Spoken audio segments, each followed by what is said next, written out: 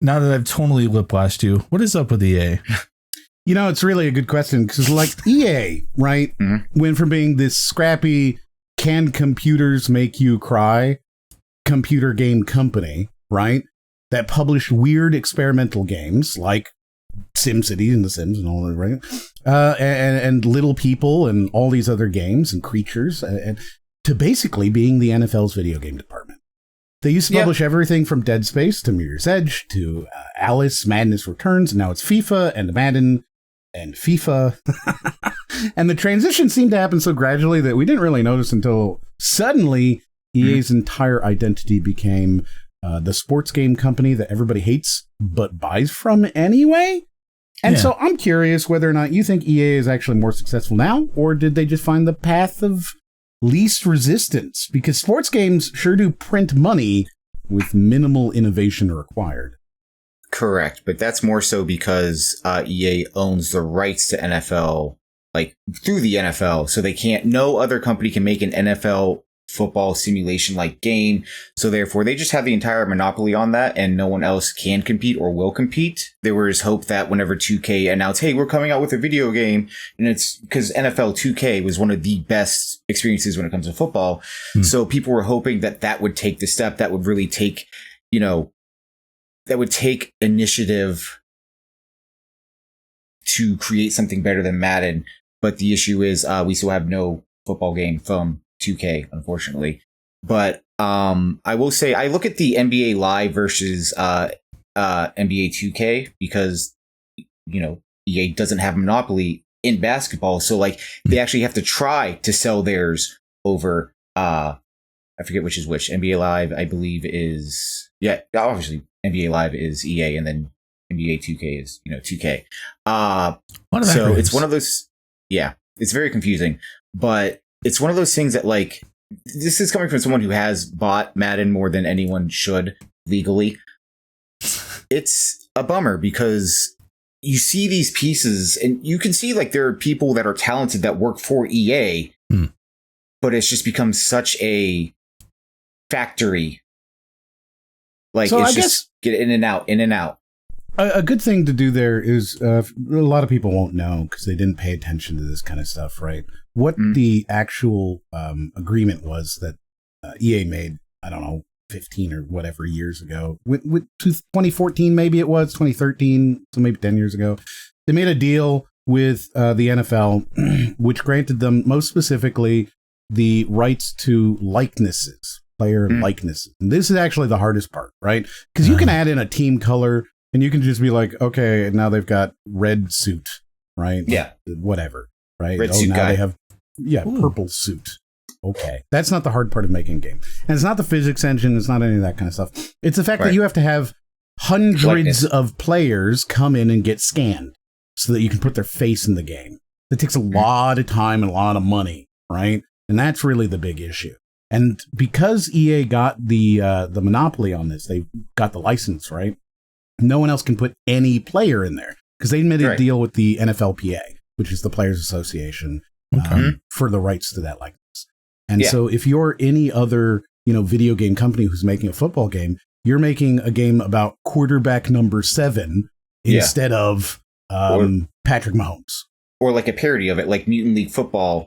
Or Mutant Football League, where it's like, oh, you have like Tom Brady, and now it's like Bone Brady or something, where it's just a skeleton. Again, they don't use his face, and it's more arcadey than simulation, but you aren't able to, because you ask a kid, hey, do you want to play as Patrick Mahomes or Patty Pancake? It does kind of limit the broad appeal there pretty quickly if you don't have the players, doesn't it?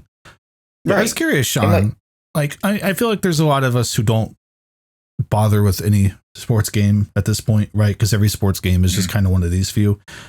You play Madden every year, basically, right? Yep. Would you say there's like one consistent issue, like one big problem? Oh, God. I don't know anyone who plays Madden who's like, oh, I'm happy about it, right? Everyone just seems to Madden, begrudgingly buy it. I always like, my favorite thing, and it seems to be an issue every year, is like the first week of Madden has some terrible glitches and bugs where it's like you complete a thing. It's like, oh, you actually just lost 999 to 0 and you completed a thing instead. And it's You have those things. I've had moments where like I hike the ball and the ball is just like moving away, like a cursor's dragging it away from me, and I can't do anything about it as people like just stumble over one another. But I say the constant issue is honestly, in Madden specifically, they care more about Ultimate Team because you have to pay. Well, you can pay. It's Ultimate Team, the card thing. Yes, Ultimate Team is basically football gotcha. Yeah, it's football gotcha. Where it's like, oh, I have Patrick Mahomes with like his rookie year, but now I have, oh my gosh, I can't believe it. I have Dan Marino from 1993. Oh, I see. And people, piss their nuts on television over that stuff.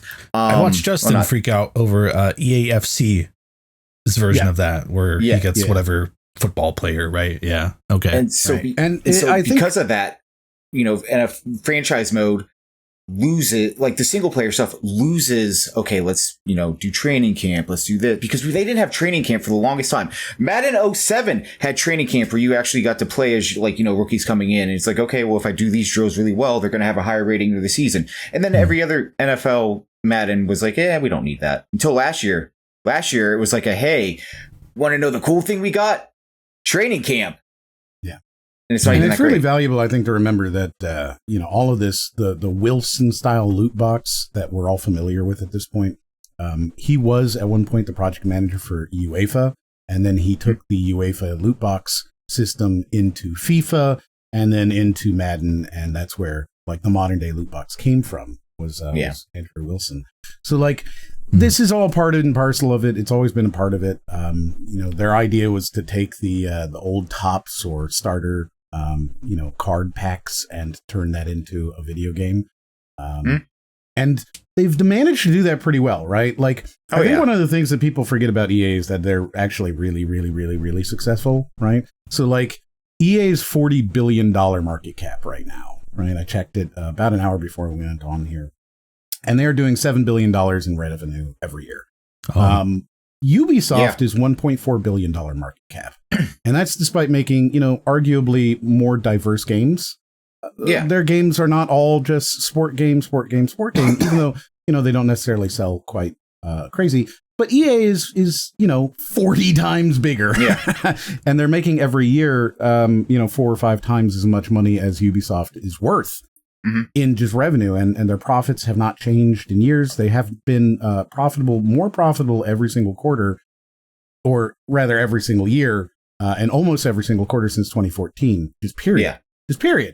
So it is certainly more successful, right? They are making more money doing this, and I think that is a hard thing to argue against if you're a shareholder. Is you should make better games when they're making ridiculous amounts of money. Well, not ridiculous.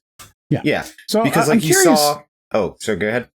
I'm curious whether or not these annual sports releases are actually harder to make than we give them credit for, or if it really is just lazy cash grab. I would have expected if they're yearly, they would at least work every time, right? But based on what Sean's saying, there's kind of a get this thing out the door kind of vibe.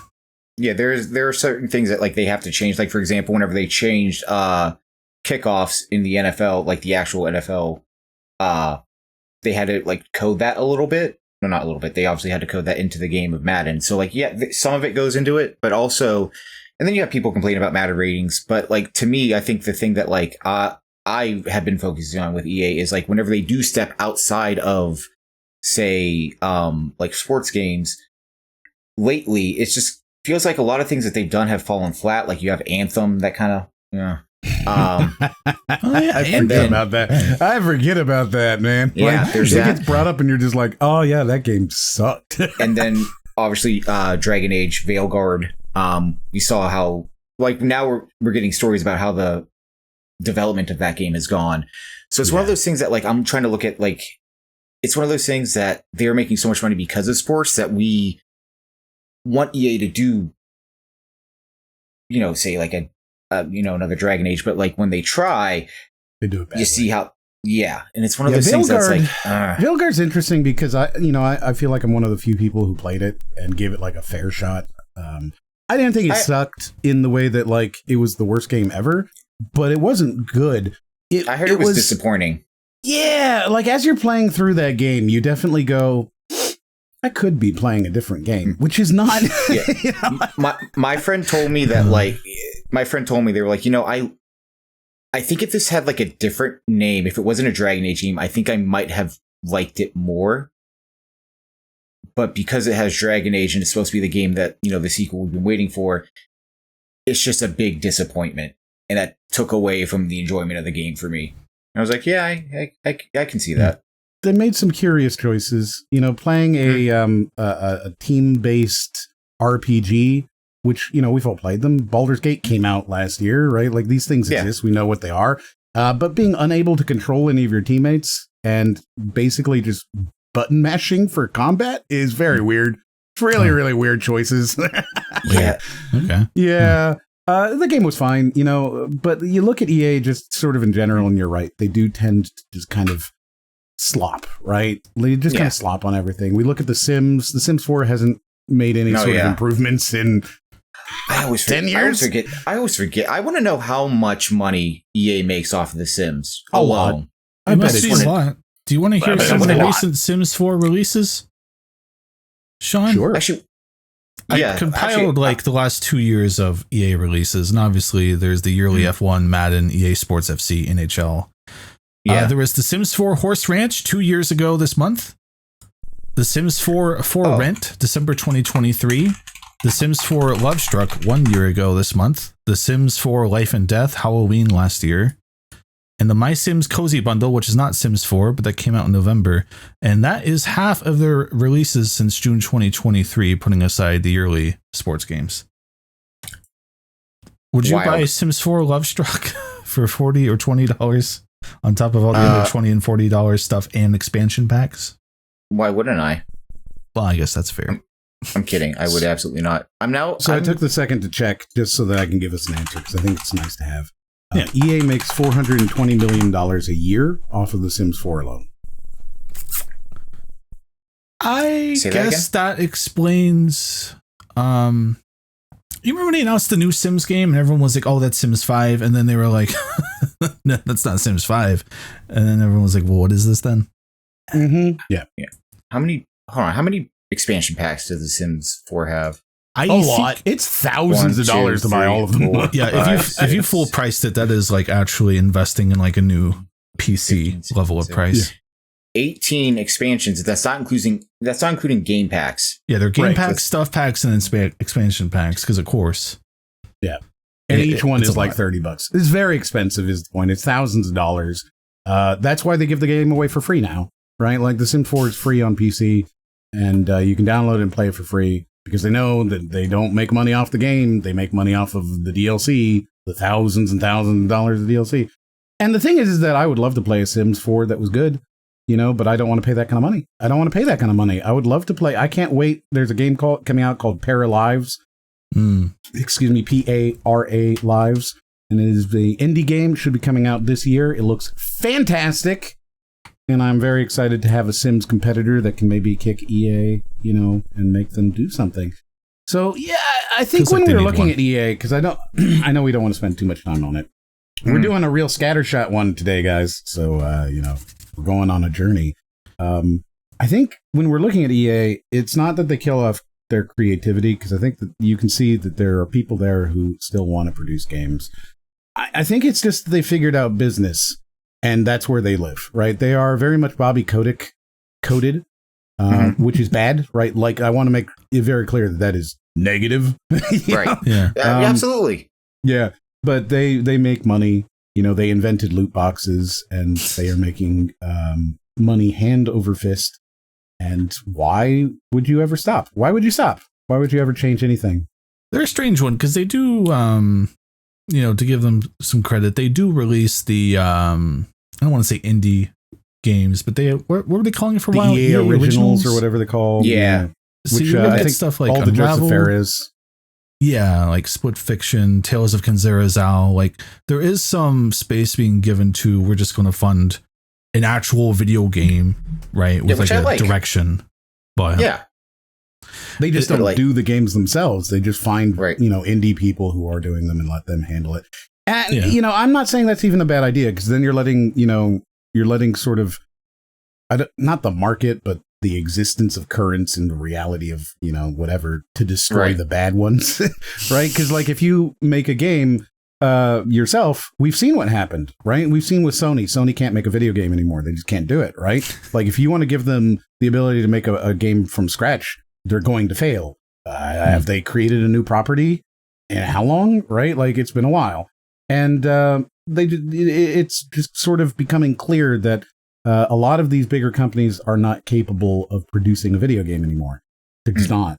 And perhaps it makes more sense to let somebody come to you with a game that's almost finished and say, sure, I'll give you $1 million and I'll sell you a game and we'll make $1 million together. That might make more sense in a lot of ways. Certainly the Valve way of thinking. Sure, go ahead and prove it's good and we'll buy your map or we'll buy your game, Counter-Strike or Portal or, Left 4 Dead, all these things that Valve owns. None of Dota, right? Like, none of them were created by Valve. And the last thing Valve actually created themselves was Artifact, which failed horrifically, When did that come out? I don't think it ever left early access. Pre-COVID, I think. I think they released like an offline version at some point. They just gave it away for free because they were like, we're never going to sell money off of this, so here you go, here's this thing. And I think it had like a max what's it called? 100 players. Comes out of 2018. Oh, wait, entered closed beta. What's the Deadlock. Deadlock. That's what it is. Yeah.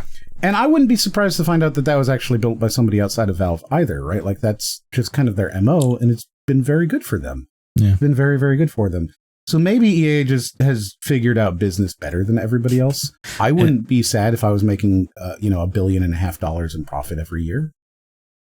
I think it's unfortunately just they've got it down, and it happens to be very boring. It happens to be very, very boring. I think that EA has basically become a subscription service, right? That is disguised as a game company. I think we've got Ultimate Team Packs, Season Passes, roster updates, and I think they're more Netflix than Nintendo at this point. Oh, absolutely. Two things that I just want to go over real quick that, I looked into. You talked about Artifact. Just this alone makes me really giddy in a way.